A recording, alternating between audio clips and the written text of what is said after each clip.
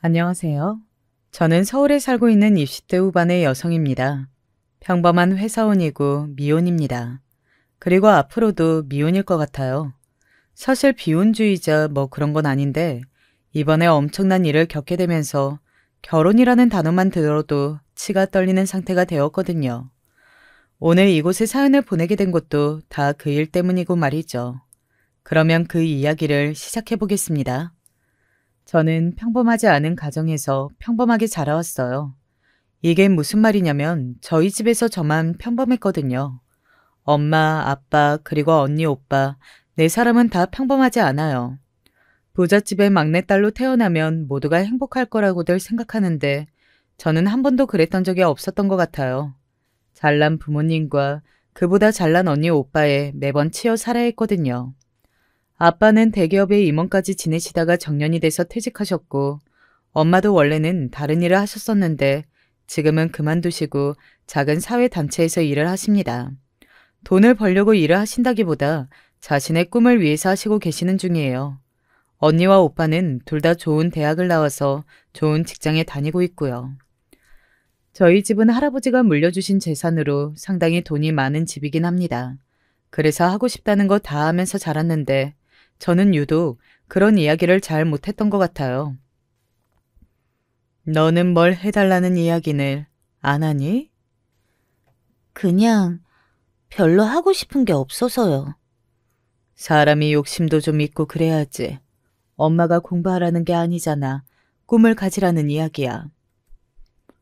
저는 어릴 때부터 꿈이 없었거든요. 없었다기보다는 정확히 뭘 하고 싶은지 저조차도 잘 몰랐다는 게 더 맞는 표현일 것 같네요. 아무튼 그랬습니다. 다들 열심히 사는 집에서 저만 그렇게 꿈 없이 그냥 주어진 일들만 하며 살다 보니 어느새 정신을 차려보니까 언니와 오빠는 굉장히 멋있게 커 있더라고요. 저만 제자리에서 아무것도 하지 못한 채 서 있는 기분이 들었습니다. 그래서 독립하기로 결정을 내렸어요.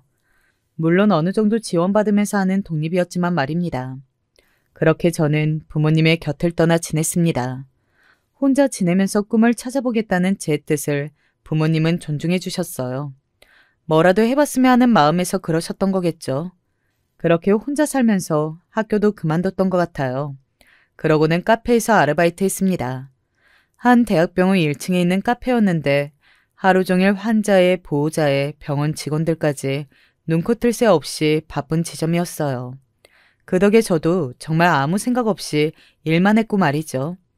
그러면서 한 가지 안 사실은 제가 그 일을 생각보다 훨씬 더 재밌어 한다는 사실이었습니다. 본격적으로 카페 일을 배워볼까 싶어질 정도로 말이죠. 그리고 거기서 남자친구를 만났어요. 남자친구는 그 병원의 의사였습니다.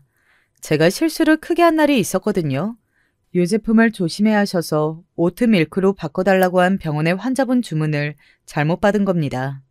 그래서 컴플레인이 들어왔었는데 큰 곤욕을 치를 뻔한 걸 남자친구가 도와줬었습니다. 그 일이 고마워서 제가 몇 번 커피를 공짜로 줬고 나름 친해졌어요. 친해지고 보니 말이 잘 통하더라고요. 그래서 몇 번 더 만나봤고 그렇게 자연스럽게 연애했습니다. 저는 원래 어렸을 때부터 주변에 의사다, 변호사다 하는 분들이 많았기 때문에 남자친구가 의사인 걸 별로 의식하지 않았거든요. 그런데 주위에서 다들 한마디씩 했습니다. 그냥 두 사람이 좋아서 연애하는 건데 단순한 눈으로 보이는 조건만으로 그런 식의 무례한 질문들을 하는 사람들이 참 많더라고요. 그리고 저희 두 사람이 당연히 결혼하지 않을 거라고들 생각한 모양이었습니다. 결혼하자고 이야기는 하는데 저는 아직 자리도 못 잡았고. 뭐? 김 선생님이 먼저 결혼을 하자고 했다고? 네, 뭐 잘못됐어요?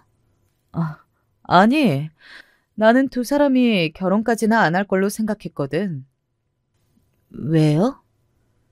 연지 씨, 기분 나빠하지 말고 들어. 사람들은 대부분 이렇게 생각하니까. 네, 말씀하세요. 솔직히 보이는 조건의 차이가 너무 크잖아. 한 명은 대학병원 의사고, 한 명은 대학도 제대로 나오지 않은 그 병원 카페 아르바이트생이고. 알고 있는 사실이었지만 그렇게 직접적으로 누군가의 입을 통해서 들으니 정말 차이가 크게 느껴지긴 하더라고요. 뭐 저희 집이 부자고 잘 살긴 했지만 그건 저의 능력이 아닌 부모님의 능력이니까 개인과 개인만 놓고 본다면 차이가 심하게 나는 거긴 했습니다. 하지만 저는 서로 좋다면 그런 건 문제될 게 없다고 생각했거든요. 뭐 이것도 제가 그렇게 나고 자라서 속 편하게 그런 생각을 하는 걸 수도 있지만 말입니다. 그런 게 뭐 중요한가요? 연지 씨 가끔 이렇게 세상 물정 모르는 소리 하더라. 중요하지. 어쩌면 그게 제일 중요한 시대인데? 김 선생님 집안에서는 반대 안 한대? 안 물어봤는데. 아니, 애초에 저는 결혼한다고도 안 했어요. 생각해보겠다고 했지. 저의 그 말에 동료 직원은 더더욱 놀라서 입이 떡 벌어졌어요. 그리고는 호들갑을 떨어댔습니다. 어머, 그럼 거절할 생각도 있다는 거야? 저는 아직 마음의 준비가 안 됐으니까 거절할 수도 있죠. 연지 씨 정말 큰일 날 소리 하네. 평생 후회한다. 무조건 해야지.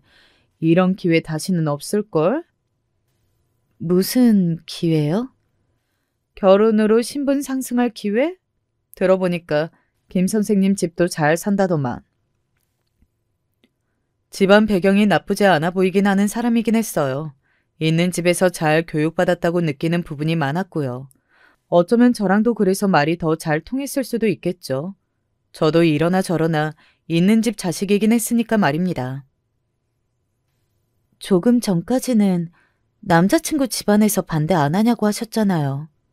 그건 그거고 결혼은 무조건 해야지. 반대해도 절대 헤어지지 말고 꼭 결혼해.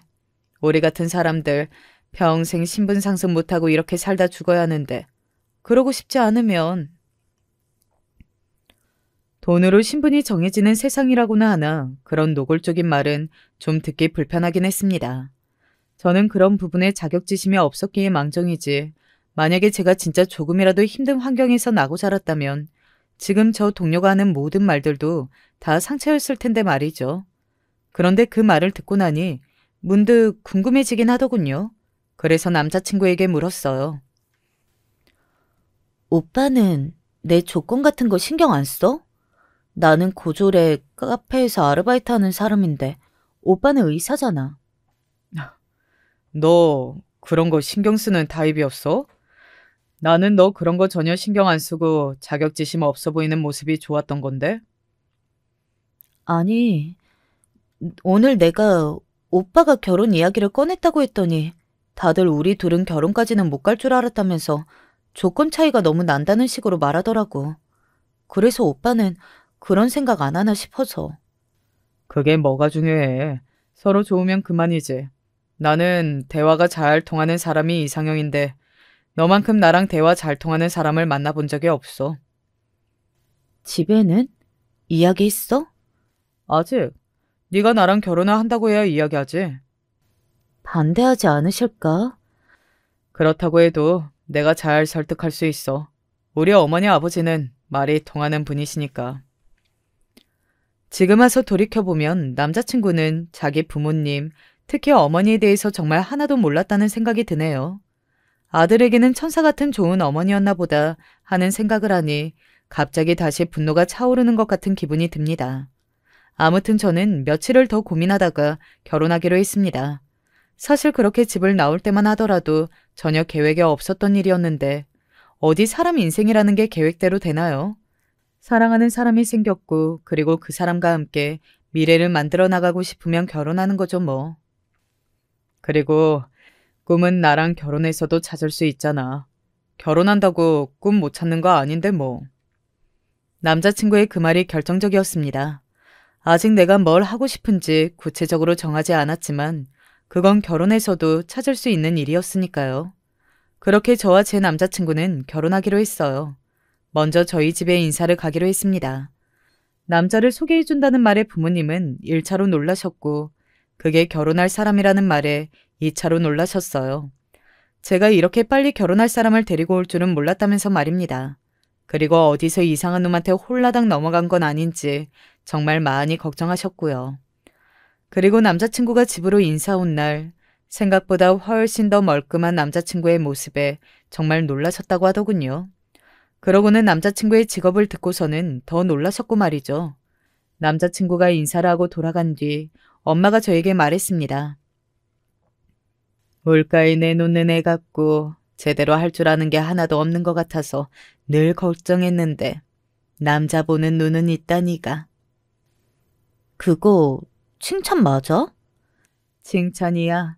사람 보는 눈 좋다는 말이잖아. 뭔가 떨떠름한 칭찬이었지만 말입니다. 그리고 며칠 뒤 남자친구의 집에 인사하러 가는 날이었어요. 저는 조금 불안한 마음에 남자친구에게 물었습니다. 내가 고졸이고 지금 제대로 된 직업이 없다는 거 이야기했어? 그걸 왜 내가 이야기해? 그건 자기가 이야기해야지. 남 이야기 내가 대신하면 어떻게 전달될지도 모르고 또 예의가 아니잖아. 그건 그렇지. 제가 고개를 끄덕이며 말했습니다. 그런 저를 보고 남자친구가 긴장되냐고 묻더군요. 그렇다고 하니 자기 부모님은 좋은 분들이시니까 너무 긴장하지 말라고 저를 다독였습니다. 물론 긴장이 풀어지지 않았지만요. 그리고 남자친구의 말처럼 남자친구의 부모님은 좋으신 분들 같았어요. 물론 걸리는 부분이 아예 없었던 건 아니었습니다. 첫 번째로는 제가 하는 일을 물을 때였어요. 남자친구의 어머니, 그러니까 시어머니가 될지도 몰랐던 그분이 저에게 물었습니다. 지금은 무슨 일 하고 있는지 물어봐도 돼요? 애한테 물어봤는데 당사자 없을 때 그런 이야기하는 건 예의가 아니라고 어찌나 방방 뛰던지. 내가 2번을 못 물어봤잖아요. 그냥 이야기해도 되는데 지금 오빠 일하는 병원 1층 카페에서 일하고 있어요. 저의 그 말에 남자친구의 어머니의 표정이 잠시 굳었습니다. 찰나였지만 저는 봤어요. 아르바이트를 하면서 느는 것 중에 하나가 눈치였거든요. 그러면 아르바이트 한다는 거죠? 학교는 어디 나왔어요? 원래 다니던 학교가 있었는데 중퇴했어요. 그 말에는 표정이 살짝 찌푸려졌어요. 곧 표정 관리를 하시려는 듯 인상을 폈지만 그런데도 잘 안 되는 게 느껴지긴 했습니다. 왜요? 무슨 하려고 있는 일이 있어서? 아니요. 그냥 적성에 안 맞는 것 같아서요. 제가 어렸을 때부터 늘 하고 싶은 게 없었거든요. 그래서 이것저것 경험해보면서 꿈을 좀 찾아보려고 그만뒀는데 아직 확실한 꿈을 찾은 것 같지는 않아요.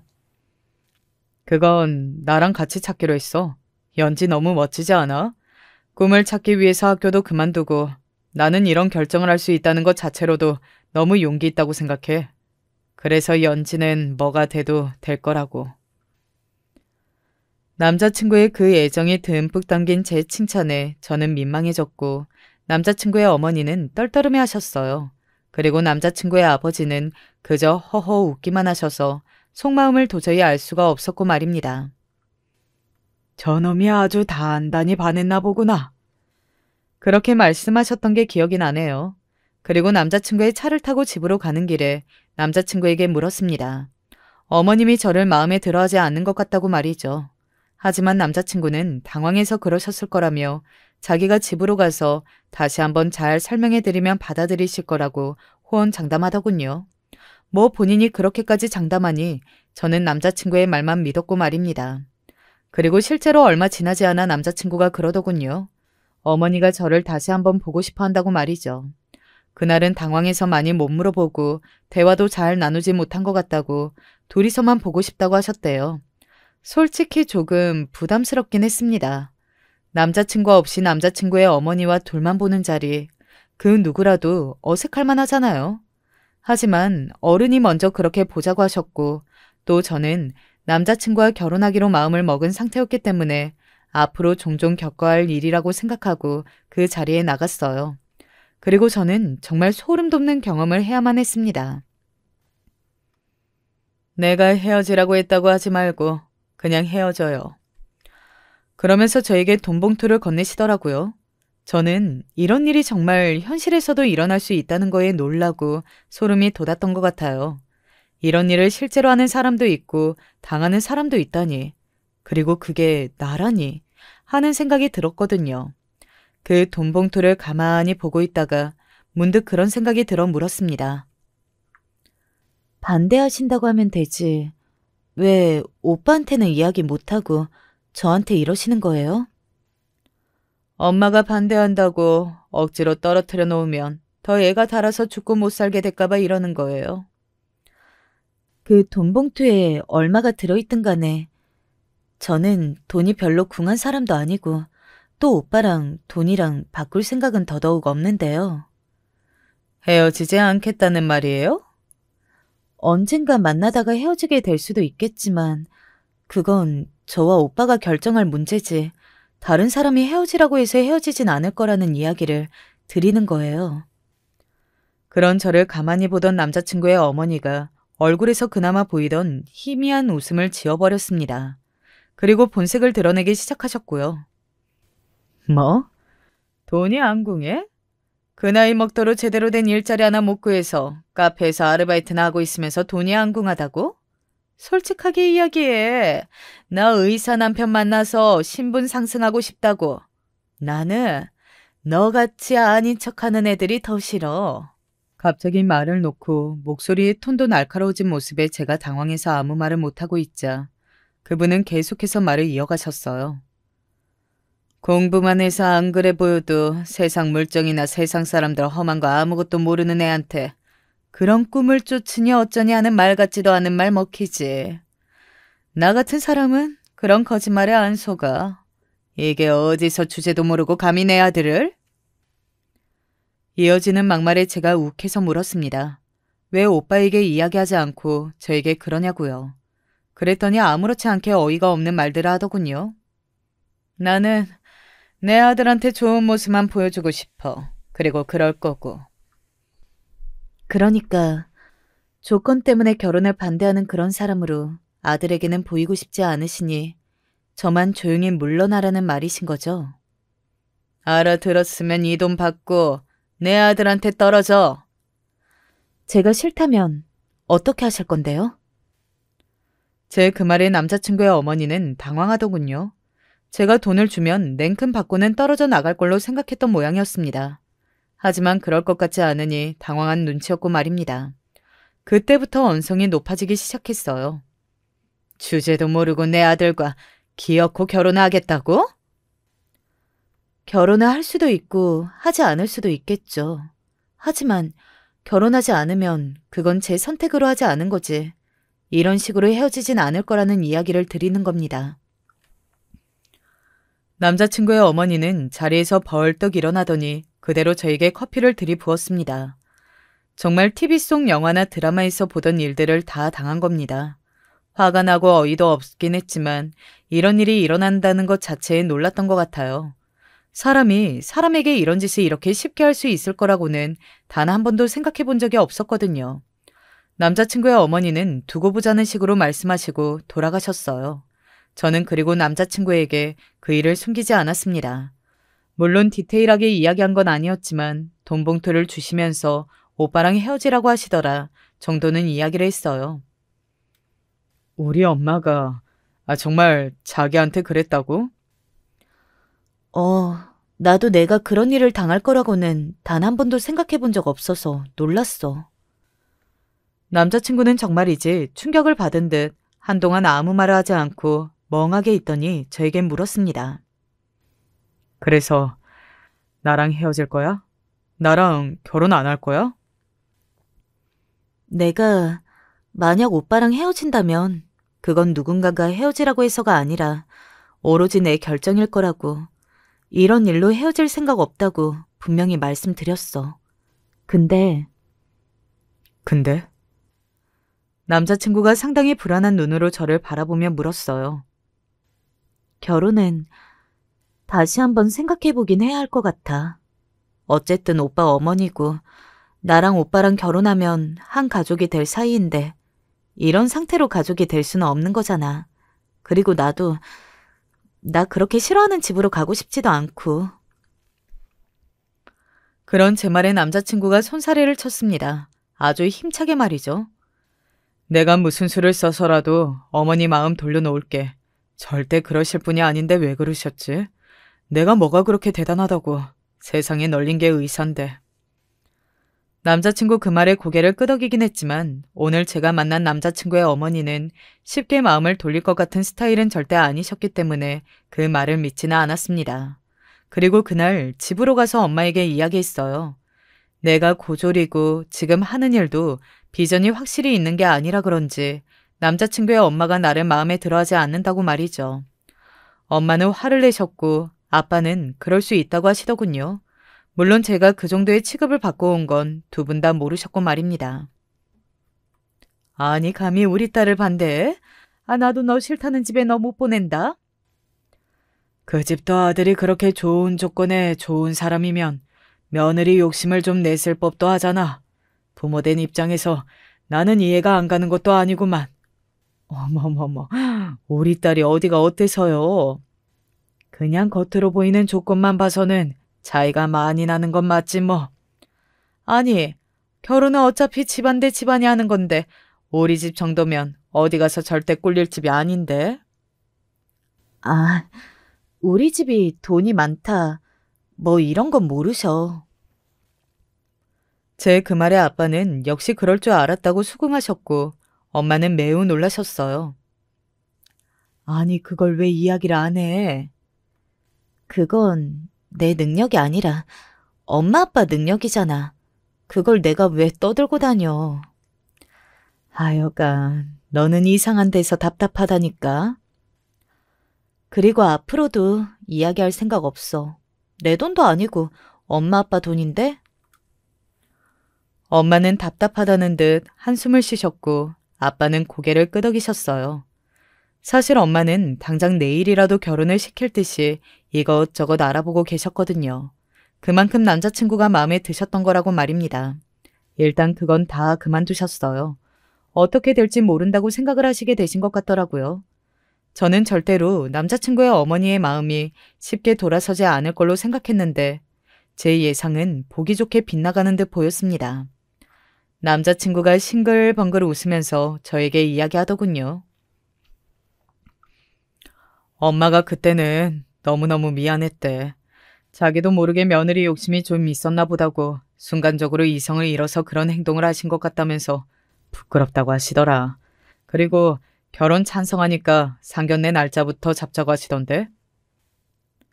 사실 많이 의외이긴 했습니다. 저는 절대 마음을 돌리지 않으실 걸로 생각했거든요.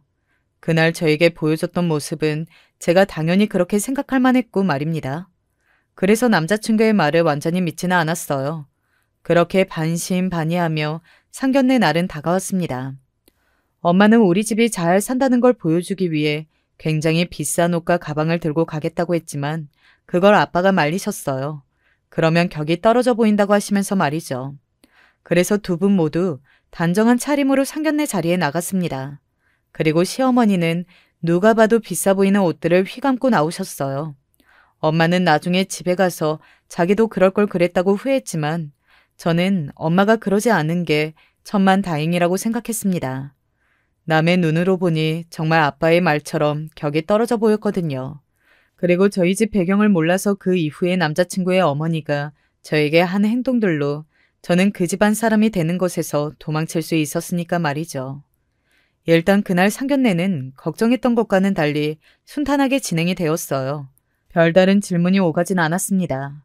그냥 저희 부모님이 뭘 하시는지 물었고 아버지는 회사에 다니다 퇴직하셨고 어머니는 지금 사회적 기업에 일을 하시며 위에 언니와 오빠 모두 대학을 졸업하고 회사에 취직했다 정도로만 말을 했고 남자친구의 어머니는 따로 더 캐묻지는 않으셨습니다.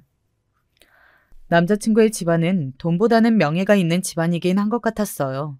물론 돈도 많은 집이긴 했지만 그 집에 인사를 가고 남자친구의 평소 씀씀이들을 봤을 때 확실히 저희 집만큼은 아니긴 했거든요.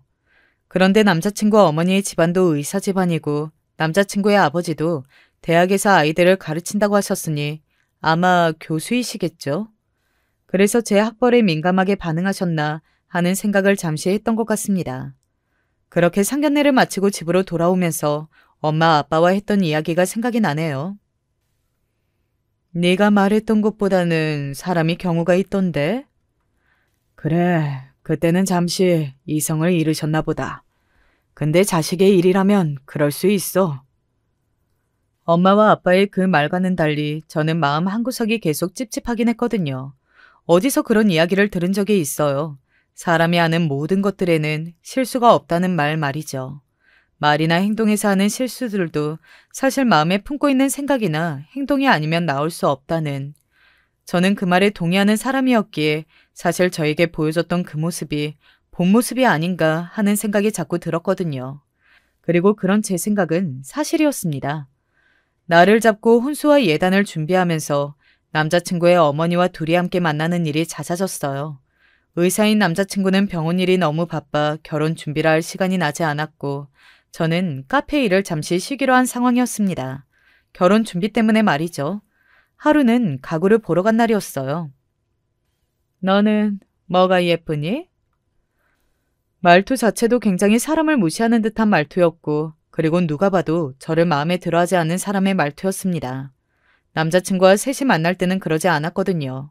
그러니 셋이 있을 때와 저와 단둘이 있을 때의 남자친구의 어머니의 태도는 정말 180도 달랐어요. 누가 보면 놀랄 만큼 말이죠.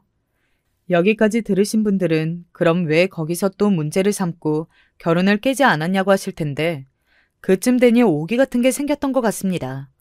어차피 나랑 같이 사는 사람은 남자친구고 또 누군가의 방해나 반대로 제가 좋아하는 사람과 헤어지고 싶지도 않았어요. 그래서 오기로 결혼 준비를 했던 것 같아요. 지금 와서 돌이켜보면 참 바보 같았던 것 같지만 말입니다. 아무튼 가구를 고를 때 있었던 일입니다.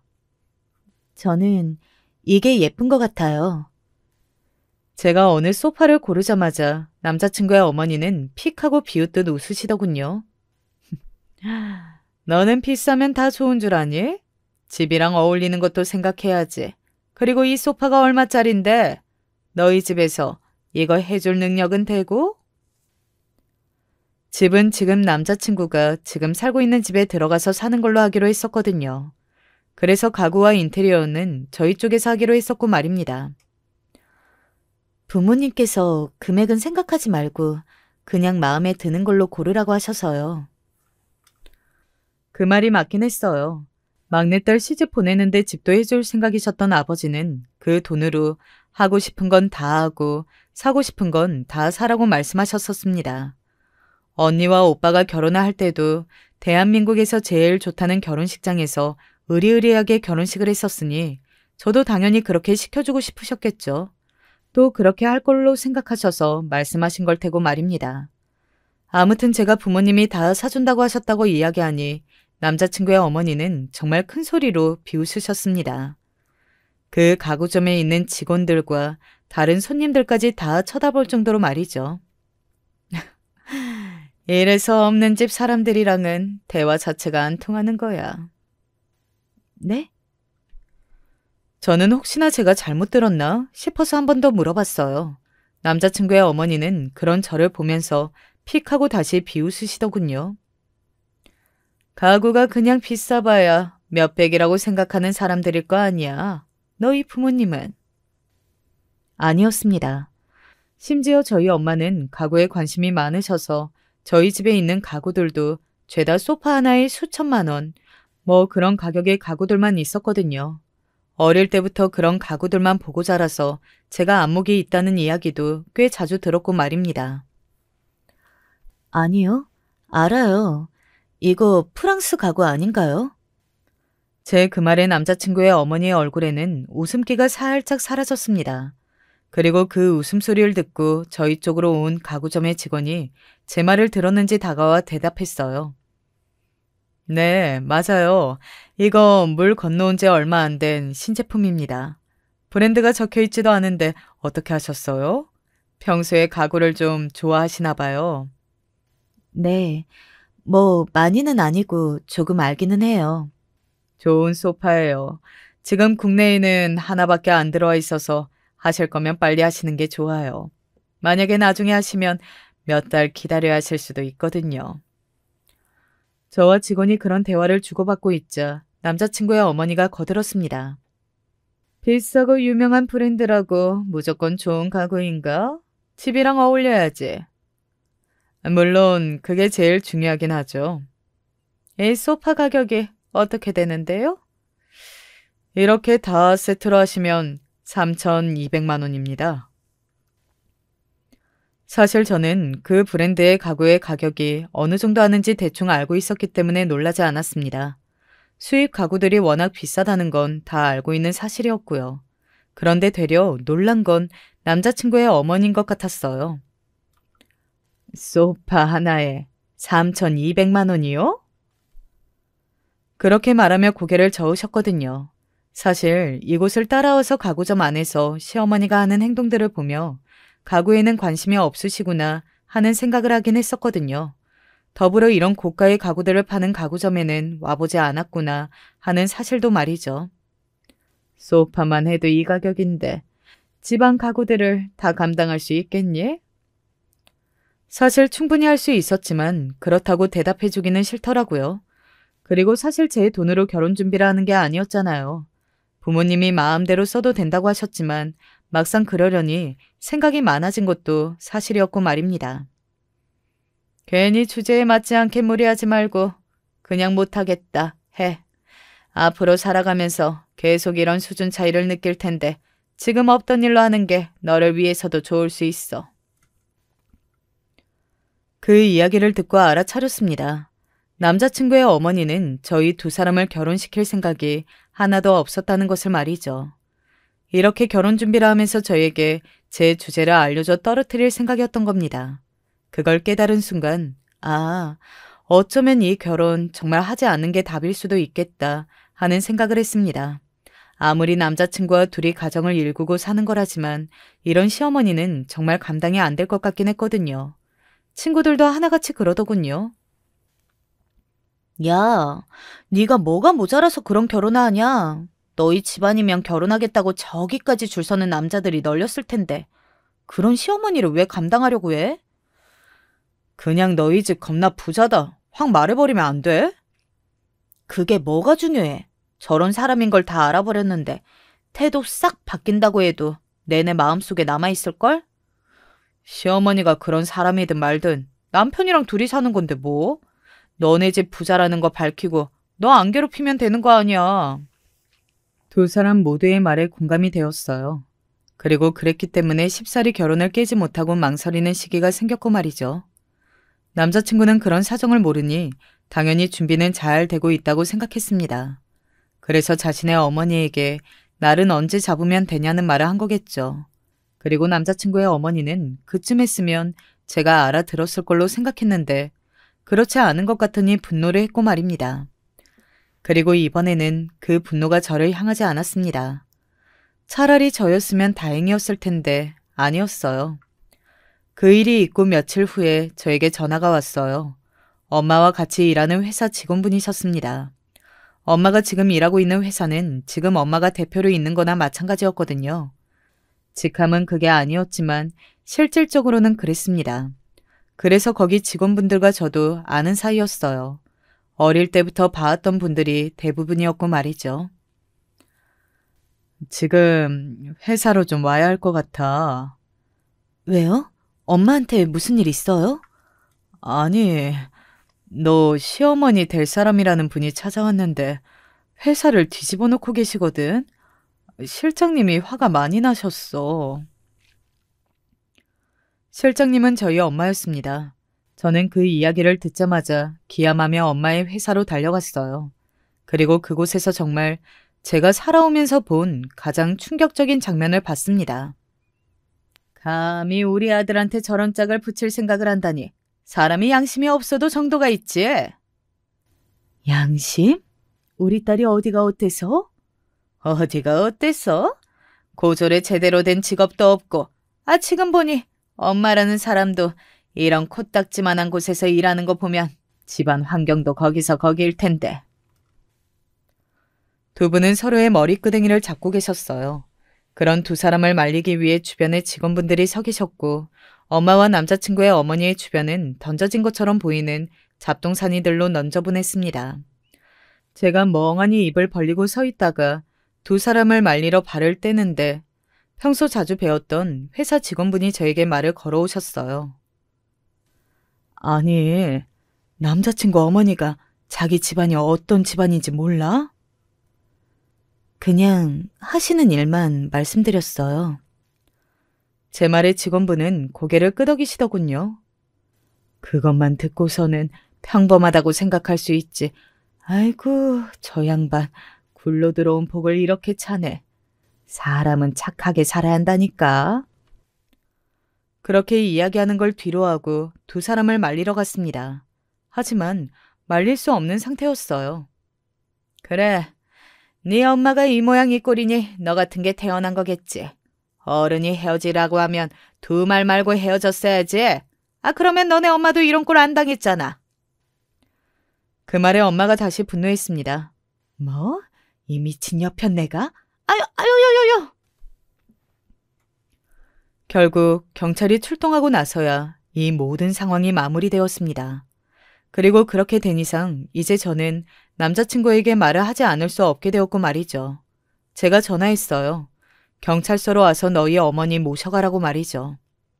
이게 다 무슨 일이에요? 놀란 남자친구가 어떻게 된 일인지 물었고 경찰이 한숨을 쉬며 설명을 했습니다.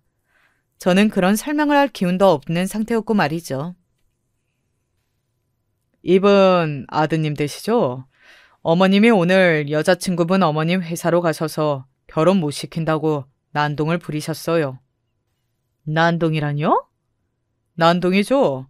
먼저 오셔서 시비 거시고 멀쩡히 일하는 사람들이 있는 회사에 사람들 일도 못하게 소리 지르면서 물건들 던지시고 그게 난동이 아니면 뭡니까? 경찰의 그 말에 남자친구의 어머니가 입을 다물었습니다.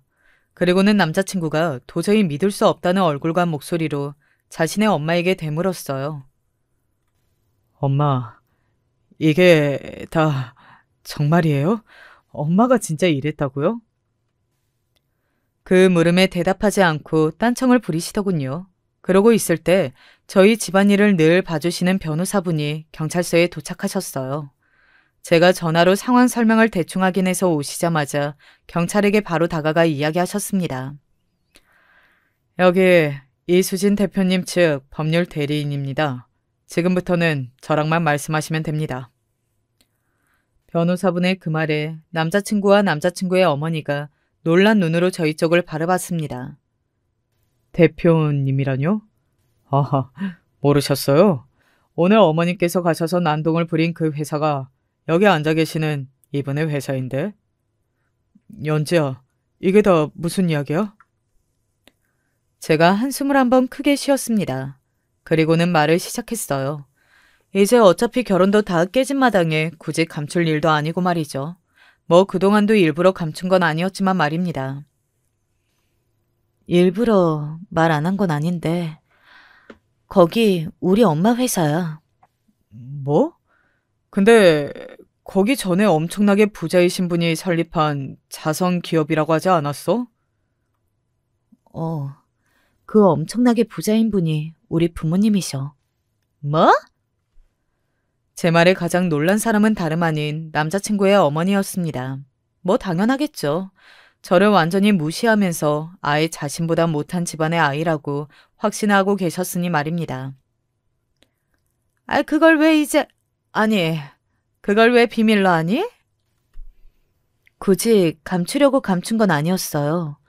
엄마 아빠의 도움 하나 없이 혼자서 뭔가를 해보고 싶어서 집을 나온 거였고요. 그런데 이제 와서 동네방네 사실은 우리 부모님이 엄청난 부자이시네. 자랑하는 것도 좀 그렇잖아요. 일부러 말 안 한 건 아니었는데 지금 어머님의 이런 본 모습을 확인하고 나니 말을 안 한 게 다행이라는 생각이 드네요. 모르고 시집 갔다가 큰일 날 뻔했어요. 저의 그런 말에 남자친구가 제 팔목을 잡았습니다. 그게 무슨 말이야? 자기, 나랑 결혼 안 할 거야? 그러면 지금 이 상황을 보고도 결혼을 할 수 있을 걸로 생각하는 거야? 우리는 끝났어. 나는 자기 엄마랑 같은 식구 못해 이제. 제 말을 엄마가 거들었어요. 나도 마찬가지네. 저런 시어머니가 있는 집으로 내 딸 못 보내고 저런 몰상식한 사람이랑은 사도 못해. 그렇게 저희의 결혼은 그 경찰서에서 깨졌습니다. 세상 천지에 저만큼 화려하게 결혼이 깨진 예비 신부가 있을까요? 그리고 대충 어느 정도 진술을 마친 뒤 저와 엄마는 변호사분을 두고 경찰서를 나왔어요. 남자친구가 끝까지 따라 나와 저를 잡으려 했지만 저는 단호하게 남자친구에게 계속 말했습니다. 이 결혼은 끝났으니 그만하라고 말이죠. 엄청난 범법 행위도 아니었고 또 그런 일은 처음 있으신 일이었을 테니 남자친구의 어머니는 저희가 나오고 얼마 되지 않아 경찰서를 바로 나올 수 있었을 거예요. 그리고 실제로도 몇 시간 뒤에 남자친구에게 엄마한테 사과의 이야기를 전해달라는 장문의 문자가 와 있기도 했고 말이죠. 그날 저녁은 제가 혼자 사는 집이 아닌 부모님의 집에 가서 정말 꿀잠을 잤습니다. 그동안 스트레스를 받았는지 잠을 제때 자지 못했었는데 막상 결혼을 깨고 나니 잠이 쏟아지듯 오더라고요. 그래서 그 다음 날도 정말 하루 종일 잤어요. 그리고 부모님께 그간 있었던 일을 자세히 이야기했습니다. 사실 그냥 이야기하지 않으려고 했는데 엄마가 이렇게 된 이상 모든 이야기를 다 들으셔야겠다고 하셔서 이야기를 다 할 수밖에 없었어요. 아이고, 별 미친 사람이 다 있다 진짜. 천만 다행이다. 이렇게 미리 알고 결혼 안 할 수 있어서. 다행이라뇨. 애가 상처를 받았는데. 그래도 그런 집으로 시집 가는 것보다는 낫잖아. 그렇게 생각하니 정말 다행이고 운이 좋았다 싶긴 하더라고요. 그래서 한결 마음이 편해졌습니다. 그런 저와는 달리 남자친구의 어머니는 운이 굉장히 좋지 않았다고 생각하시는 모양이었어요. 그날 저녁 장문의 문자가 들어와 있었거든요.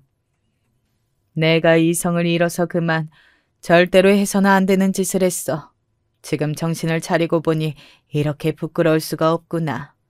관계를 정리할 때나 하더라도 얼굴을 보고 미안하다고 할 수 있는 기회를 한 번만 줄 수는 없겠니? 꼭 만나서 하고 싶은 말도 있고 말이다. 연락 기다리마. 그 문자를 보고도 바로 연락은 하지 않았어요. 대신 남자친구에게 전화해봤는데 받지 않더라고요. 그래서 남자친구의 어머니에게 연락해 만나기로 했습니다.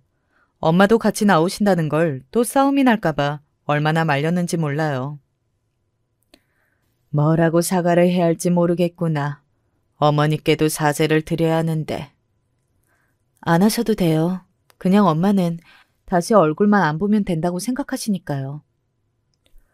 제 그 말에 남자친구의 어머니는 곤란한 듯 입술을 꼭 깨무시더군요.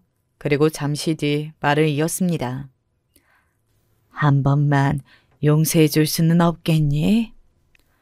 인제 와서 제가 용서하고 말고가 중요한가요? 다시는 안 볼 사람들인데. 그냥 신경 쓰지 마세요. 저도 더 이상 떠올리고 싶지도 않고 없던 일처럼 생각하고 살고 싶거든요. 그 말은 진심이었습니다. 이 일 자체를 제 인생에서 지워버리고 싶었어요. 물론 남자친구와 행복했던 추억들도 많지만 그 모든 걸 다 덮어버릴 만큼 남자친구의 어머니가 끔찍했거든요. 그렇게 이야기하는 저를 잠시 바라보다가 남자친구의 어머니는 뭔가 힘들게 말을 꺼내는 듯 말을 이어갔습니다. 사실은 얘가 병원도 그만둔다고 하고 너 아니면 죽겠다고 난리다. 나보고 인연을 끊자고도 하고. 아, 그래서 오빠와 연락이 되지 않았구나 하고 생각했습니다. 남자친구는 원래 슬프거나 자신이 감당하기 힘든 만큼의 힘든 일이 생기면 세상과 단절에 숨어버리는 성향의 사람이었거든요. 그걸 몇 번이나 들어서 알고 있었어요. 나와는 인연을 끊고 사는 것처럼 얼굴을 영영 보지 않아도 좋으니 제발 나를 용서해주고 결혼을 하면 안 되겠니? 전혀 예상 밖의 말이 나오더군요. 다시 결혼하라는 말이죠. 설령 남자친구가 그것보다 더 힘들어한다고 해도 절대 저 같은 건 며느리로 보지 않을 것 같던 그 단호함은 다 어디로 가고 말이죠. 아, 그때와 상황이 달라지긴 했죠. 저희 집이 부자라는 사실을 알게 되었으니 말입니다. 이 말씀도 저희 집이 이런 부잣집이 아니었으면 절대 하지 않을 말씀이셨겠죠? 아니다, 아니야. 안 믿어요. 입장 바꿔놓고 생각해서 어머니 같으면 믿으시겠어요? 그리고 나중에 알게 된 사실이지만 남자친구의 어머니는 실제로 여기저기 저희 집에 관해서 많이 물어보고 다니신 것 같았어요. 그리고 주변에서는 다들 엄청난 복을 발로 차버렸다고도 했을 것이고 말입니다. 그걸 알았으니 이렇게 나온 걸 테고요. 저는 단호하게 거절하고 돌아섰어요. 하지만 마음에 걸리지 않은 건 아니었습니다. 남자친구가 그러고 있다는 게 말입니다. 물론 부모님은 이제는 너와 상관없는 사람이니 신경 쓰지 말라고 하셨지만 그래도 사랑했던 사람인데 그게 말이 쉽나요? 그런 와중에도 남자친구의 어머니는 몇 번이고 저를 찾아와서 읍소 아닌 읍소를 하셨어요. 사람의 태도가 그렇게까지 달라질 수 있다는 것도 참 신기했던 것 같습니다. 저에게 속물이라는 이야기를 한 적이 있는데 그 말을 그대로 돌려주고 싶었어요. 정말 속물 같다고 말이죠. 남자친구와는 여전히 연락되지 않습니다. 그래도 얼굴을 보고 마지막을 정리하고 싶었는데 아마 저를 만나면 진짜 이제는 마지막이 될 거라는 걸 아는 건지 연락받지도 병원에 출근하지도 않았어요. 슬슬 걱정되긴 시작하더군요. 그러던 와중에 남자친구에게 연락이 와서 나가보니 세상에 사람 얼굴이 반쪽이 되어 있더라고요. 그러면서 저와는 절대로 헤어질 수 없다고 우는데 그래, 이 사람은 잘못한 게 없지 하는 생각이 들어 마음이 조금 약해졌습니다. 집으로 돌아와서 그 이야기를 하니 엄마는 정말 크게 화를 내셨고 말이죠. 제가 사연을 보내게 된 이유도 바로 이겁니다. 저는 정말 이제는 결혼의 결자도 보기 싫고 비혼주의자로 살아갈 결심을 했을 만큼 그 결혼 준비 과정과 남자친구의 어머니가 힘들었거든요. 그리고 그 남자친구의 어머니는 결국 이런 사고를 치셨고 말입니다. 그럼에도 불구하고 남자친구는 잘못한 게 없기는 하잖아요. 저희 두 사람은 여전히 서로에게 좋은 감정이 있고 말입니다. 여러분이 저라면 어떤 선택을 하실 것 같나요? 결혼은 어차피 남자친구와 하는 거니까 그냥 하는 게 맞을까요? 아니면 엄마의 말처럼 결혼은 두 가족이 만나는 거니 이런 상황이 된 지금 절대 하지 않는 것이 맞을까요? 사연을 들으시는 분들의 의견을 듣고 싶습니다. 댓글로 남겨주시면 제가 다 읽어볼게요. 긴 이야기 들어주셔서 감사합니다. 늘 건강하세요. 안녕하세요. 저는 30대 서울에 살고 있는 남자입니다. 계속 사연 유튜브 듣다가 제 사연도 보내보면 어떨까 싶어서 써봅니다. 저는 결혼 전까지는 평범하게 살았습니다. 아마 어떤 사람들은 제가 큰 가정 환경을 들어보면 그게 평범한 거냐고 되물을지도 모르는데요. 제 생각엔 누구보다 평범했다고 생각해요. 저는 아버지가 안 계셨고 편모스라에서 자랐습니다. 어머니는 저 어린 시절에 아버지와 헤어지고 난 후 정말 안 해본 일 없이 하면서 사셨죠. 어머니는 저 하나를 키우기 위해 정말 애를 많이 쓰셨습니다. 사실 아버지는 그리 좋은 분이 아니었습니다. 일단은 여자 문제가 많았고요. 계속해서 다른 여자를 데리고 다니셨고 나중엔 두 집 살림도 했어요. 그 일로 인해 정말 웃지 못할 일들을 많이 겪기도 했는데요. 제가 중학생 때였습니다. 그 당시 어머니는 아버지와 불화가 심해져서 아버지가 나가서 살고 계셨죠. 어디에 가서 무엇을 하고 계시는지도 모를 때였습니다. 어머니는 당시 어렸던 저한테 아무런 말도 해주지 않으셨기 때문에 저는 더욱이나 아버지가 어디 계시는지, 지금 우리가 어떤 상태인지를 알 수가 없었죠.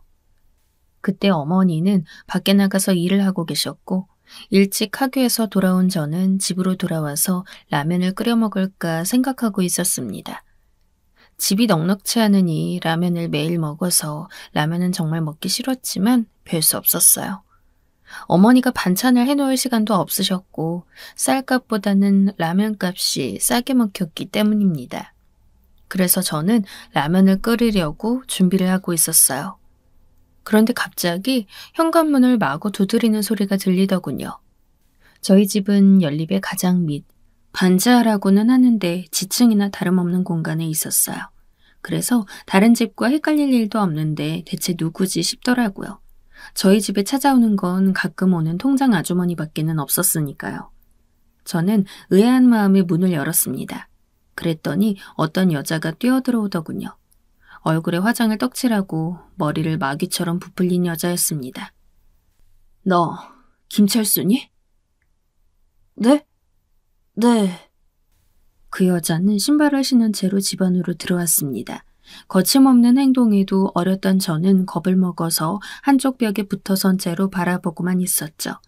그 여자의 기세 역시 좀 무서웠습니다.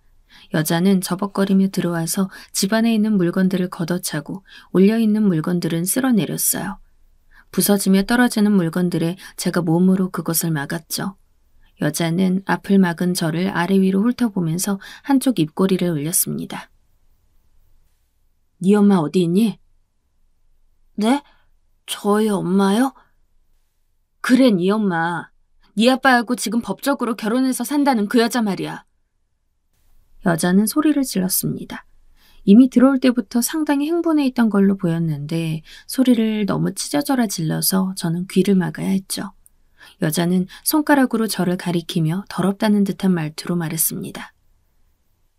네 엄마가 지금 이혼을 안 해주고 있어서 네 아빠하고 나하고 정상적인 결혼 생활을 못하고 있잖아. 얼마나 민폐인지 알아? 아줌마, 무슨 말씀이세요, 그게? 멍청한 꼬마야. 똑바로 들어. 네 엄마가 지금 이혼 안 해준다고 버티고 있는데 그 이유가 너라고. 여자는 화를 내면서 발을 굴렀습니다. 지금 당장 네 엄마 머리채 잡으러 갈 거니까 빨리 불어. 네 엄마 지금 어디 있어? 순간 저는 어린 마음에도 그 여자한테 엄마가 어디에서 일하는지 말하면 안 되겠다는 생각이 들었어요. 그래서 입을 꽉 다물고 그 여자를 밀어냈습니다. 제가 아직 어린 중학생의 나이이긴 했어도 그 여자는 몸집이 작고 마른 편이었죠. 전 상당히 체격이 큰 중학생이었고요. 여자는 제가 덤비자 맞서면서 소리를 질렀지만 곧 쉽게 이길 수 없다는 것을 알자 짜증을 내면서 현관문을 걷어차고 나가버렸습니다. 너 내가 다시 올 거야. 순식간에 폭풍이라도 지나간 것 같았죠. 여자는 거의 왔다가 절 윽박지르고 물건들을 부순 뒤 사라져버렸어요. 대체 무슨 일인지 어린 마음에는 도무지 알 도리가 없었습니다. 저는 놀란 마음에 현관문을 꼭꼭 닫고서 걸어 잠근 뒤 집안을 정리하고 한쪽 구석에 숨어 있었어요. 저녁 때가 되어 퇴근 시간이 된 어머니가 들어오셨고 제게 다가와서 왜 그러냐며 놀란 얼굴이 되었죠. 엄마, 이상한 아줌마가 왔었어. 이상한 아줌마? 그 순간 어머니의 얼굴이 심각해지더니 자세히 물어보셨습니다. 누군데? 되게 화장 짙게 하고 키 작고 몸도 마른 아줌마였어. 엄마 어디 있냐고 막 난리를 피워서 나 대답 안 했어. 어머니는 한참이나 말없이 한숨을 내쉬었어요. 어머니 입장에서 얼마나 참담했겠습니까? 아직 중학생밖에 안 된 아들이 혼자 집에 있을 때 남편의 내연녀가 들어와서 난리를 피우고 간 거였으니까요. 하지만 아직 어렸던 저는 어머니의 마음을 이해하지 못했고 그저 철학맞게 놀랐다고 투덜거리고만 있었어요. 그런 식으로 아버지는 언제나 두 번째, 세 번째 여자를 데리고 살았습니다. 우리가 모르는 사이 어디선가는 항상 아버지의 여자가 있었죠. 그래서 어머니는 견디다 못해 아버지와 이혼을 하고 저와 따로 살았습니다. 그전까지는 그래도 저한테 결손가정이라는 꼬리표를 달아주기 싫어서 이혼하지 않으려고 하셨다더군요. 그리고 어머니는 국밥집에서 일을 시작하셨어요. 그 전까지는 어쨌든 아버지와 결혼 생활을 유지하고 있었기 때문에 조금 돈이 덜 벌리더라도 깨끗한 가게 점원으로 일을 하고 계셨죠. 하지만 아버지와 이혼한 후에는 정말 절 혼자서 키워야 한다는 생각에 국밥집으로 가셨던 겁니다. 시장 국밥집은 새벽에 장사를 시작하고 장사를 준비하는 사람들은 그보다 더 빨리 나가야 합니다. 저녁 때도 늦게까지 장사하고 그 마무리 역시 늦게 끝나죠.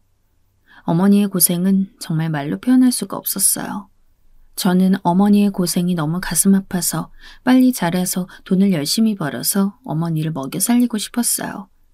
하지만 고등학생을 벗어난다고 해서 바로 돈을 벌 수 있는 건 아니었죠. 어머니는 제가 공부를 잘한다는 이유로 반드시 대학에 진학하길 바라셨고 대학 등록금은 걱정하지 말라 호언장담하셨습니다. 어머니, 그러실 필요 없어요. 제가 고등학교 졸업하고도 열심히 잘 살면 돈 벌 수 있다는 거 보여드릴게요. 아니다. 내가 이 꼴로 산다고 너까지 그 꼴로 살아야 하는 건 아니야. 넌 반드시 대학까지 나와서 성공해야 돼. 저는 어머니의 그 고집에 결국 그냥 알겠다고 하고 대학에 갔습니다. 제가 아버지로 인해 겪어야 했던 일들을 어머니는 정말로 가슴 아파하셨죠. 저는 어머니를 가슴 아파했고요. 어머니는 그 후로도 쭉 국밥집에서 일하면서 제 등록금을 대주셨고 저도 아르바이트를 하며 소소히 돈을 벌어 생활비를 충당했습니다.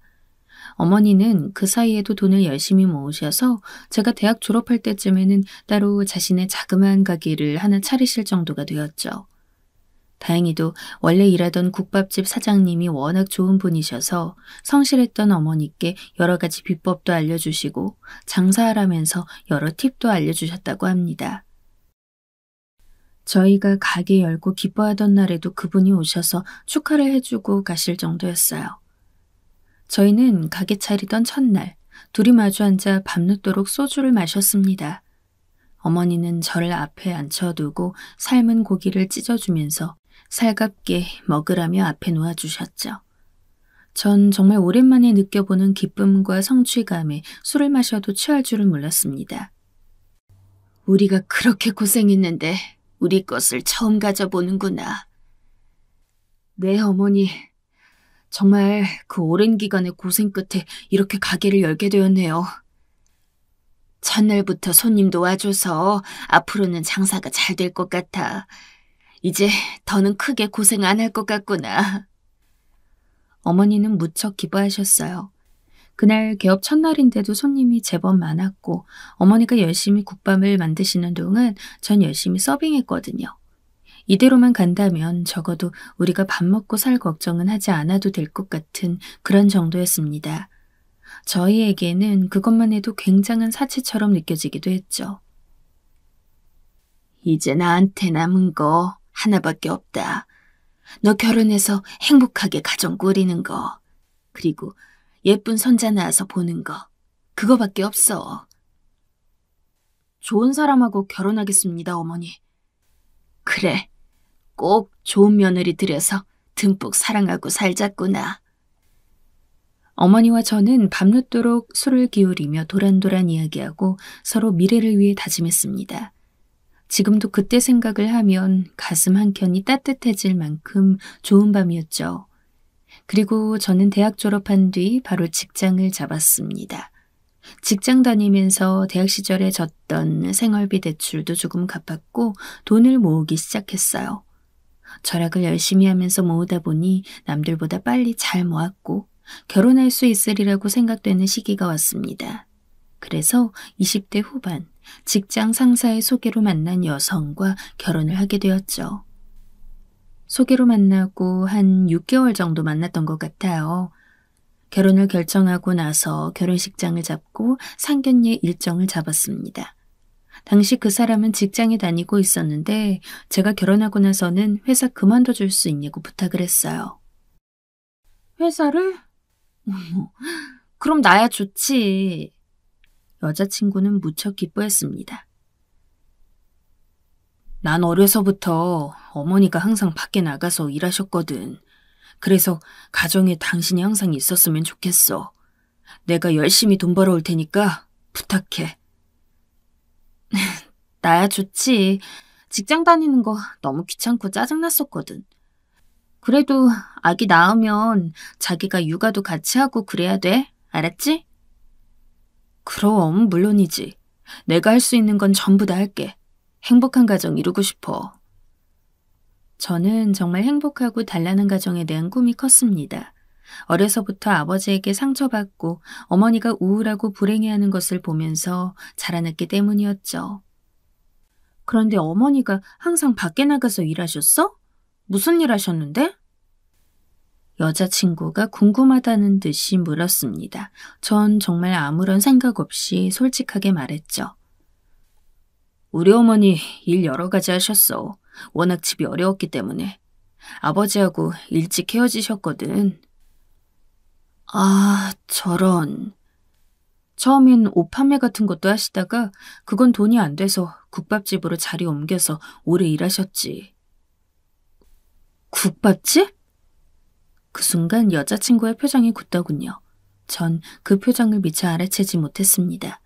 그때 알았어야 했는데 말이죠. 오랫동안 국밥집 한 곳에서 일하셔서 이젠 거기서 나와서 따로 가게 차리신 지 몇 년 됐어. 그때 국밥집 사장님이 여러 가지로 도와주시기도 했거든. 아, 그랬구나.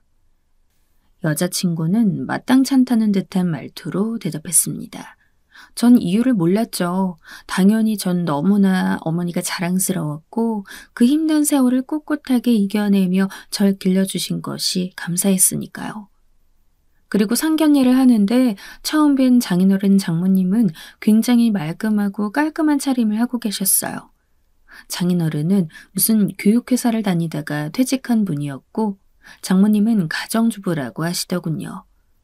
두 분 다 어딘가 세련되고 말끔한 느낌이어서 평생 옷차림에 신경을 써본 일이 없는 저희 어머니가 조금 위축되시는 게 느껴졌습니다. 게다가 남편도 없이 혼자였으니 더 하셨겠죠. 상견례 내내 어딘가 모르게 위축되고 기가 죽은 느낌이 저희 어머니가 안쓰럽더라고요. 저는 그날 상견례가 끝나고 나서 어머니께 계속 말씀드렸습니다. 너무 걱정 마시라고. 저희가 결혼하고서 정말 잘하겠다고. 장인어른 장모님께도 당연히 잘하겠지만 어머니께도 잘할 테니 너무 그러지 마시라고. 하지만 어머니는 희미하게 웃으시더군요. 아니, 그냥 너희끼리 잘 살아라. 난 그거면 된단다. 어머니는 언제나 그러셨습니다. 저한테 당신 자신은 괜찮으니 네 인생만 챙기라고. 전 반드시 어머니를 행복하게 모시고 싶었고 당연히 저와 결혼할 사람도 함께해 주리라 생각했죠. 그래서 저와 여자친구는 결혼했습니다. 장인어른과 장모님은 저에 대해서는 상당히 아껴주셨습니다. 저는 제법 괜찮은 대학을 나와 괜찮은 직장에 다니고 있었고 외모적으로도 그리 빠지진 않았으니까요. 아내의 스펙보다는 훨씬 좋아서인지 장인어른이나 장모님 두 분 모두 저를 매우 아끼셨습니다. 다만 그래서인지 제게 바라는 것도 상당히 많은 편이었죠. 특히 장모님은 항상 저희 집에 와서 머물거나 저희 부부와 함께 식사를 하면서 여러 가지로 신신당부를 하셨습니다. 자네는 훌륭한 남편이 되어줘야 해. 우리 딸이지만 우리 애가 워낙 마음도 몸도 약한 편이라 언제나 자네만 믿고 있다네. 물론입니다, 장모님. 그래도 자네가 돈을 잘 벌어서 우리 애가 직장 그만두고 집에 있을 수 있어 참 다행이야. 난 그게 정말 고맙네. 장모님은 미소를 지으면서 저한테 그렇게 말씀하시곤 했어요. 저도 아내를 좋아했고 행복한 가정을 이루고 싶었기에 당연히 장모님의 말씀에 동감했죠. 그런데 아내는 처갓집에는 자주 가면서 시댁에는 가기를 싫어했습니다. 신혼 초반에 부부싸움을 거의 이것 때문에 했던 것 같네요. 아내는 너무 시댁 가기 싫어해서 결국 참던 제가 싫은 소리를 했습니다. 그날도 오랜만에 주말에 저희 집에 가자고 그 전날 열심히 설득했어요. 처가엔 상당히 자주 갔고 장모님도 따로 식사까지 하면서 자주 뵀기 때문에 한 달에 한 번이나 두 달에 한 번 정도는 저희 집에 가도 된다고 생각했거든요. 전 당연히 아내도 그렇게 생각하리라 여기고 저희 집에 가자고 했습니다. 저희 어머니는 혼자서 텅 빈 집에서 얼마나 쓸쓸하시겠습니까? 아들도 없고 홀로 되신 분이 말입니다. 저희 어머니 인생에는 정말 저 하나밖에 없는데 말이죠. 하지만 그러면 어머님 댁 가서 나 뭐해? 할 거 없어. 그냥 가서 밥 먹고 어머니 도와서 설거지나 좀 하고 그러면 돼. 특별하게 할 거 없어. 아, 너무 부담스러워. 아내는 시어머니를 따로 만난다는 것 자체에 부담을 느끼는 모양이었습니다. 이해는 할 수 있었어요. 사실 며느리가 되어 시어머니를 만난다는 게 우리나라 여성들의 입장에서는 당연히 부담스러울 수밖에 없겠죠. 저는 그래서 아내를 어르고 달래 시댁으로 가야 했습니다. 하지만 가는 중에도 아내가 계속 신경질을 내거나 짜증을 부려서 결국 가는 차 안에서 한바탕 하기도 했죠. 당신은 내가 힘들다는 거 이해를 못해? 아니, 뭐가 힘들다는 거야 대체? 당연히 힘들지. 시어머니하고 대면하는 며느리가 그럼 편할 거라고 생각하는 거야? 아니, 난 장모님하고 있을 때 뭐 아주 편해서 있는 줄 알아? 뭐? 자기 지금 우리 엄마 불편하다고 하는 거야? 아니, 불편하다는 게 아니라 장모님이라고 해서 내가 마냥 아주 편하기만 하겠냐는 거지. 생각 좀 해봐라. 나도 어느 정도 체면치레하면서 장모님께 말 맞춰드리고 그러면서 앉아있는 거라고. 그러니까 자기 지금 우리 엄마하고 같이 있는 게 싫은데 억지로 있다 이거네? 아내는 도리어 제 말꼬리를 잡으며 타박하고 늘어졌어요. 저는 아내의 억지에 어처구니도 없고 어떻게 대꾸를 해야 좋을지도 알 수가 없어 그냥 입을 다물고 말았죠. 제 성격이 원래 싸우는 것을 그리 좋아하지 않기도 하고 말대꾸가 이어지는 것도 싫어했기 때문이었습니다.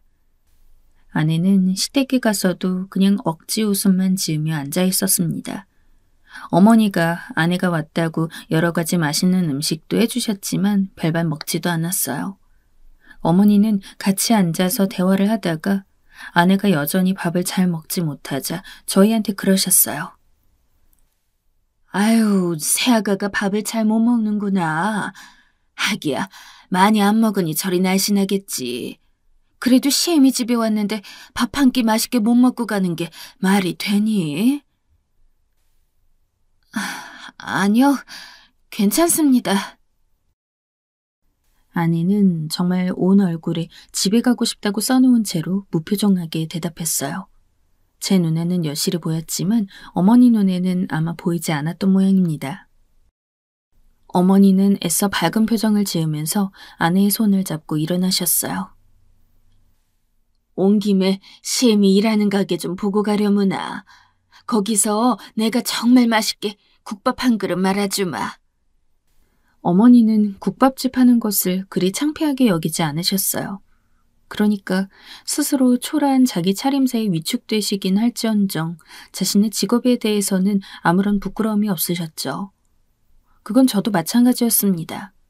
어머니가 국밥집을 하셔서 절 길러내신 게 오히려 자랑스러우면 자랑스러웠지 부끄러울 일은 아니었어요. 누구 뒤통수를 치거나 폐를 끼치면서 아니면 누구 힘을 빌려서 절 기르신 게 아니잖아요. 당연히 너무 자랑스러운 어머니였습니다. 하지만 며느리인 아내의 입장은 달랐던 모양입니다. 재래시장 안쪽으로 들어갈 때부터 얼굴이 엉망이더군요. 아내는 언제나 대형마트나 백화점만 이용했던 사람이라 재래시장 자체를 낯설어 했습니다. 뭐 그거야 그럴 수 있죠. 요즘 젊은 사람들은 언제나 온라인 쇼핑을 더 많이 하고 가봤자 마트였으니까요. 하지만 재래시장이 아무래도 마트보다는 더러워 보이고 환경도 쾌적하지 못하다 보니 아내는 들어가면서 점점 더 불쾌한 얼굴이 되어가고 있었습니다. 그 불쾌한 표정은 어머니의 국밥집 앞에 이르렀을 때 절정에 달했죠. 어머니의 국밥집은 크지 않았어요. 자그마한 편이었고 아내의 테이블과 의자도 오래되어서 낡은 것이었죠. 사람들은 잔뜩 몰려들어 허겁지겁 밥을 퍼먹고 있고 앉으면 서로 어깨가 닿을 만큼 의자가 붙어 있었습니다. 냄새 좋지? 저는 너무 오랫동안 제 인생 대부분을 이 국밥 냄새를 맡아왔던지라 당연히 아내도 좋다고 느낄 거라 생각했어요. 하지만 아내는 오히려 표정이 사라져 있더군요. 아내는 가만히 앉아 있다가 물을 한 잔 마시려고 컵을 꺼냈고 이내 컵을 내려놓았습니다. 왜? 누가 이거 마셨을 것 같아. 아니야, 그거 새로 꺼내는 컵이야. 그래도 아닐 것 같아. 더러워. 아내는 얼굴이 일그러진 채로 컵을 내려놓고 휴지로 손을 닦았습니다. 그때부터 저는 기분이 상하기 시작했죠. 어머니는 뜨거운 국밥을 팔팔 끓여서 손님들에게 내간 뒤 저희한테도 내주셨습니다. 어머니가 없이도 식당 안에는 아주머니들이 일하고 계셨고 어머니는 그냥 사장으로 나와 앉아있기만 하셔도 됐는데 저희가 왔다고 특별히 직접 국밥을 내주신 거였죠.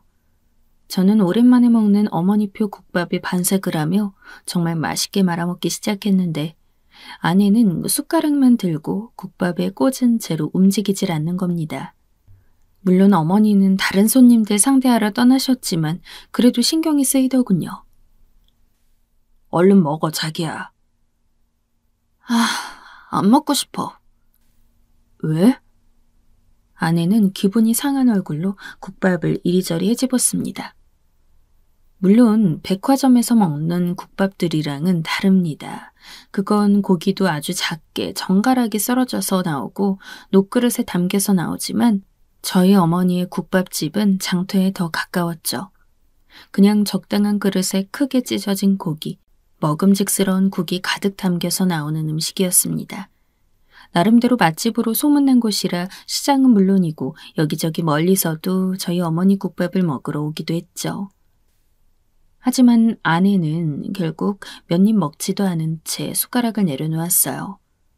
어머니는 아내가 거의 먹지 않은 것에 눈치를 주지도 않으시고 그냥 웃으며 저희를 보내주셨죠. 전 솔직히 화가 났습니다. 그래도 어머니가 저희를 신경 써서 국밥집까지 데려가서 밥을 내주셨는데 집에서도 안 먹고 나가서도 안 먹다니 어머니의 성의를 무시해도 너무 무시를 한 거였죠. 하지만 아내 역시 항변할 말이 있었나 봅니다. 나 원래 그렇게 막 양념 많이 들고 걸쭉한 음식 안 좋아해. 알잖아. 아무리 그래도 시어머니가 차려주신 음식인데 먹어야 하는 거 아니야? 성이라도 보일 수 있잖아. 성이 보여서 몇 숟갈 먹었잖아. 평소였으면 나 아예 입도 안 댔어. 아내는 짜증스레 말했고 저도 욱했습니다. 저도 장모님의 음식이 전부 다 입맛에 맞았던 건 아니었어요. 장모님이 애써서 해주시니까 열심히 먹었고 맛있는 척을 했을 뿐이었죠. 아내는 뭐가 잘못된 건지를 아예 모르는 것 같았습니다. 그리고 나 저런 재래시장 싫어. 다시는 오라고 하지 마. 자기야, 그런 소리 하지 마. 여긴 우리 어머니 인생의 터전이야. 그래도 너무 더럽잖아. 난 싫어. 제가 경고하는 말에도 아내는 멋대로 뻗대면서 그렇게 말했습니다. 절대로 지고 들어올 생각이 없어 보였죠. 평상시 성숙하고 이성적이던 아내는 시어머니라는 사람과 엮이니까 마치 어린애라도 된 것처럼 제 말을 들을 생각이 없어 보였습니다. 대체 왜 이런 건지 알 수가 없더군요. 아내는 짜증을 부리며 집으로 가는 내내 화를 냈고 전 제가 뭘 잘못한 건지, 아니 아내가 잘못한 건데 왜 내가 이렇게 죄인처럼 앉아있어야 하는 건지를 몰랐어요. 집에 가서도 며칠 내내 마찬가지였습니다. 그러던 어느 날 장모님이 집에 오셨더군요. 퇴근해서 집에 가보니 장모님이 이미 와서 아내와 담소를 나누고 계셨습니다. 장모님은 그 사이 집에서 뭘 해오신 것인지 엄청나게 많은 양의 찬압이 식탁 위에 있더군요. 아내는 저를 불러 상을 차려주었습니다. 며칠 내내 냉전 상태였기 때문에 장모님이 오신 것이 차라리 분위기가 자연스럽고 좋더군요. 아내는 그릇을 꺼내와서 장모님의 반찬을 여러 털어 제 앞에 놓아주었습니다. 감사합니다. 맛있게 먹겠습니다. 전 인사를 하고 열심히 먹었어요. 제 입맛에 장모님의 음식은 다소 단 면이 있었지만 그래도 먹을 만은 했어요. 그렇다고 아주 맛있는 것도 아니었습니다만 불만을 굳이 말할 정도는 아니었습니다. 맛있지, 우리 엄마 음식. 아내는 제 속도 모르고 자랑하듯 말하더군요. 저는 그냥 말하지 않고 열심히 밥만 먹었습니다. 그 앞에서 장모님은 턱을 괴고 앉아 안쓰럽다는 듯이 저를 바라보시더군요. 아유, 그런 음식만 먹고 컸으니 저렇게 정신없이 먹지. 제대로 된 음식을 언제 먹어봤어야지. 전 순간 이게 무슨 소린가 싶어서 슬쩍 장모님을 봤습니다. 장모님은 혀를 차면서 절 보는데 그 눈빛이 아주 불쌍하게 자란 어떤 아이를 보는 듯한 눈빛이더라고요. 저는 속으로 어리둥절했어요. 엄마 반찬이 워낙 정갈하잖아요. 맛도 있고. 그래, 그렇지. 뭐 밑반찬은 엄마가 자신이 있단다. 국밥집이랑 같은가 뭐. 그래. 아니 뭐 국밥집 같은 경우는 워낙 급하게 음식을 끓여내야 하니까 다를 수밖에 없지. 가만 보니 이게 지금 저희 어머니 음식을 빗대어 하는 말 같더라고요. 저는 어떻게 반응해야 할지를 모르겠어서 일단 밥만 먹었습니다. 머릿속으로 대체 이 사람들이 서로 무슨 이야기를 하고 있었기에 이런 맥락이 나오나 싶었어요. 그런데 다 먹고 나서 장모님이 차를 마시면서 그러시더군요. 자네가 이해하게. 네? 어떤 걸? 우리 애가 입이 짧아. 워낙 내가 귀하게 곱게 길러서 그래. 먹는 것도 항상 내가 고르고 골라 만든 것만 먹였거든. 아, 네. 국밥같이 거친 음식은 안 좋아하고 먹지도 못하는 걸세. 먹기 싫어서가 아니라 그냥 못 먹는 거야. 장모님은 미안하다는 듯이 말씀하셨는데 말씀의 내용은 뭔가 헷갈렸어요. 저희 어머니의 국밥은 물론 아주 얌전한 음식은 아닙니다만 그렇다고 못 먹을 정도로 거친 음식도 아니었습니다. 파는 음식이 그렇게 거칠면 요즘 같은 세상에서는 아예 팔아먹을 수가 없어요. 그 사실을 장모님은 아예 모르는 모양이었죠. 전 그날 그냥 그런가 보다 하고 있었습니다. 그런데 그날 밤이었어요. 아내는 장모님과 같이 잔다고 거실로 나갔는데 제 방문이 약간 열려 있었던 걸 두 사람이 몰랐던 모양이었습니다. 저도 열어두려던 것은 아닌데 저도 모르게 열려 있더군요. 밖에서 소곤대는 소리가 들려왔습니다. 엄마, 진짜 그 국밥 싫었다니까? 아휴, 뭐 그런 음식을 널 먹인다니. 하여간 국밥이라는 게 얼마나 더러운 건지 알아? 그러니까요. 딱 보기에도 너무 더러웠다니까. 거기다 얘, 국밥이 옛날에는 어떤 사람들이 팔았던 건지 아니? 못 사는 사람들 중에서도 제일 천한 사람들이 팔던 거야. 국밥 파는 여잔들이 얼마나 천한 사람 취급받았는지 알아? 장모님하고 아내가 웃는 소리가 들리더군요. 국밥이나 파는 천한 것. 그게 너희 시어머니다 얘. 다시는 상종 마라. 전 잠자리에 누운 채로 그 말을 전부 들었습니다.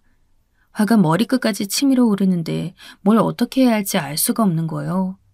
게다가 정말 소중하고 하나밖에 없는 유일무이한 어머니였습니다. 게다가 저를 위해서 일생을 헌신하신 분이었죠. 그런데 그런 분을 단지 국밥을 판다는 이유로 그렇게 말씀하시다뇨.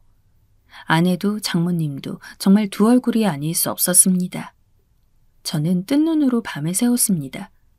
어떻게 해야 시원하게 화를 낼지, 어떻게 해야 어머니를 그렇게 천대한 복수를 할지 알 수가 없더라고요. 저는 화가 머리끝까지 난 채로 그냥 눈을 뜬 채 천장만 바라보고 있었습니다. 다음 날은 주말이었어요. 제가 늦게까지 방에서 나오지 않자 장모님은 먼저 집으로 돌아가셨습니다. 저는 일어나서 아내를 본체만 채 한 채로 그냥 밖으로 나와버렸어요. 그냥 집에 있다간 아내와 눈이 마주치는 순간 육두문자를 쏟아내면서 손이라도 들 것 같았거든요. 절대로 그런 일이 있어서는 안 되는 것이기에 저는 이악 물고 바깥으로 도망치듯이 나왔습니다.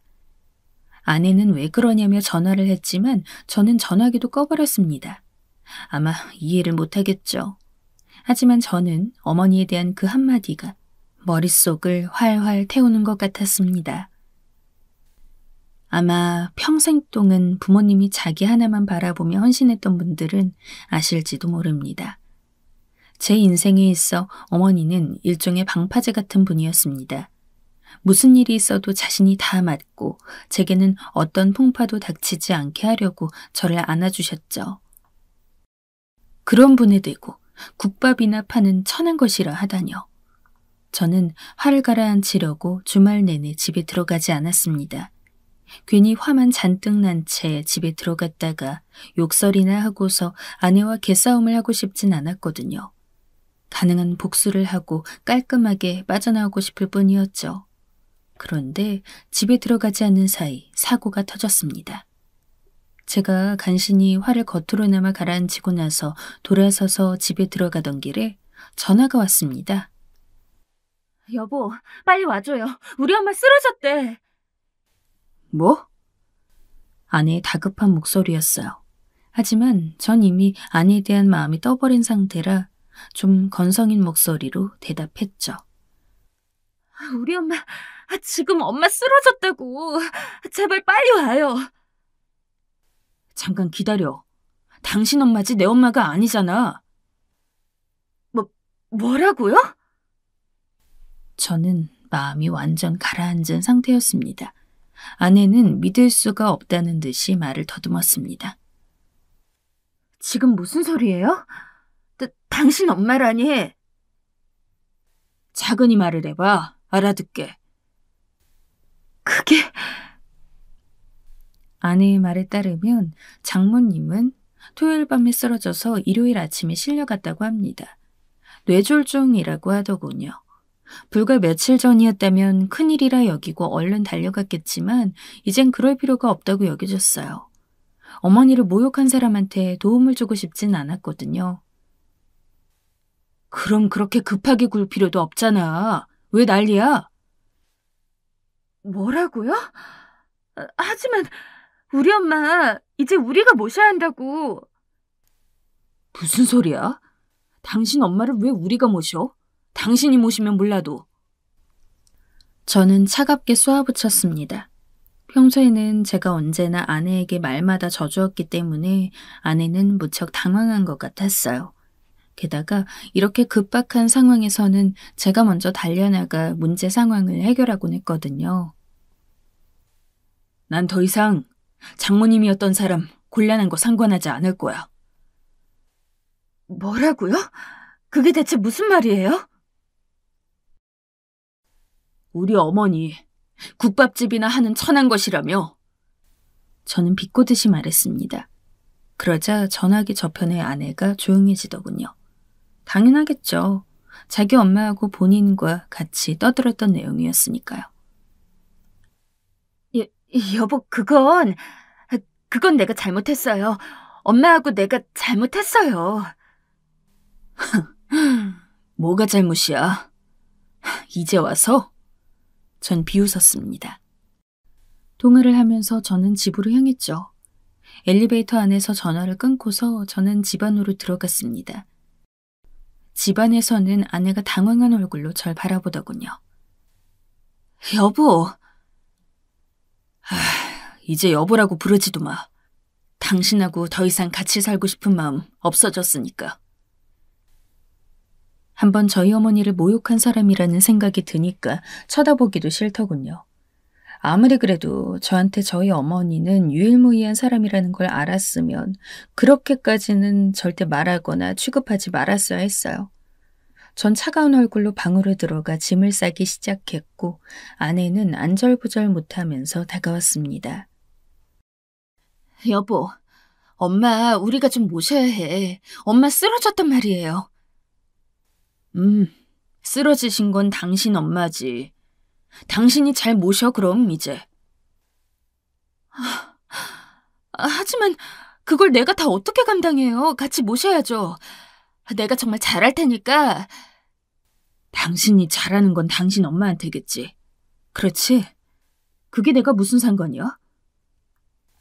말귀 못 알아먹는 아내에게 이제는 짜증이 나려고 하더군요. 지금 아내가 말하는 건 전부 자기 쓰러진 엄마에 대한 것이었어요. 제 어머니에 대한 사과나 미안한 마음은 정말 손톱만큼도 없어 보여서 한층 더 정이 떨어졌어요. 아니에요. 내가 잘할게요. 어머님께 내가 잘할 테니까 우리 엄마 잠시만 모셔요. 네? 됐어. 당신 말을 내가 어떻게 믿어? 우리 엄마 나 없으면 안 돼. 그리고 난 당신 없이 쓰러지신 우리 엄마 모실 수 없단 말이야. 아내는 비명처럼 소리를 질렀죠. 아마 장모님을 모시면서 저를 또 하인처럼 수발들게 할 작정인 모양이었어요. 그게 아니라면 제가 필요하긴 뭐가 필요하겠습니까? 전 그 와중에도 절 부려먹고 싶어하는 아내가 좀 징그러웠어요. 내가 어머님께 잘못했어요. 우리 엄마도 정말 어머님께 그런 말씀을 드리려던 건 아니에요. 그리고 뭐 어때요? 어차피 어머님은 못 들으셨잖아요. 아내는 저한테 매달리면서 애원했어요. 하지만 정말 말을 할수록 더 귀찮고 말이 안 통해서 저는 이제 아예 아내에 대해 남은 정이 싹 사라져버렸어요. 전 그냥 자리에서 일어나서 자꾸 매달리는 아내에게 쏘아붙였습니다. 당신도 같이 쓰러져 볼래? 꺼져. 그러곤 어깨로 아내를 밀어내고 집을 나와버렸죠. 아내는 제가 그렇게 차갑고 공격적으로 말하고 밀어버리자 아무런 말을 못하고 있다가 뒤에서 왕 하고 울음을 터뜨렸어요. 마치 아이 같은 울음소리였지만 이젠 완전 정내미가 떨어져 버려서 가엾긴커녕 우습고 징그럽기만 했어요. 그래서 저는 곧장 어머니의 집으로 돌아왔어요. 어머니는 국밥집에서 일을 하고 계시다가 저녁 늦게야 들어오셨죠. 그런데 집에 제가 있는 걸 보고 깜짝 놀라셨어요. 어머, 너 왜 지금 여기 있니? 새아가는? 새아가 이제 없어요, 어머니. 저는 이혼 서류를 준비하고 있었어요. 어차피 다시 살기는 글렀으니 이혼을 해야 했거든요. 뭐라고? 아니 이게 무슨... 그동안 여러 가지 일이 있었어요. 어머니, 제가 어지간한 일로 이러겠어요? 저는 쓴웃음을 지으면서 다가오는 어머니를 품에 안았습니다. 어머니도 제 성격을 아시기 때문에 어지간한 일로는 제가 다 참고 견뎠으리라는 걸 아셨죠. 그래도 어머니는 한참이나 낯빛을 굳히고서 걱정하셨어요. 열심히 키워낸 하나뿐인 아들이 갑자기 이혼을 하겠다고 선언하고 집안에 들어앉아 있으니 어머니께서 이상하게 여기지 않는 게 이상했죠. 저는 어머니를 안심시키고 이혼을 진행했습니다. 아내도 더 이상 같이 살 수 없다는 것을 깨달았는지 이혼은 생각보다 쉽게 진행되었죠. 이미 자기 엄마와 자신이 저희 어머니에 대해 모욕한 걸 제가 들은 시점에서 이 결혼은 끝나 있었으니까요. 그 외에도 여러 요인이 있긴 했습니다만 전 그 후로 어머니와 함께 살면서 성실하게 직장에 다니고 있습니다. 이리저리 칭얼대는 아내가 없으니 도리어 몸이 가벼워졌고 좋은 사람을 만날 수 있는 기회도 생겨서 도리어 좋더군요. 어머니는 아직 저를 걱정하시지만 전 이혼에 아무런 후회가 없습니다. 차라리 아이가 생기기 전에 이혼해서 천만다행이었죠. 이혼 후 아내의 소식을 지인을 통해 전해 들었는데 장모님은 쓰러져서 그 이후 여전히 일어나지 못하고 계시다고 합니다. 전 아내는 장모님을 혼자서 모시느라고 완전히 초췌해져서 지인들이 알아보지 못할 정도의 몰골이 되었다고 하고요. 저는 아내에게 완전히 정이 떨어진 터라 그냥 별로 안타깝지도 않고 혀만 차고 말았습니다. 자, 제 이야기는 여기까지입니다. 여러분께 흥미로운 사연이었다면 좋겠습니다.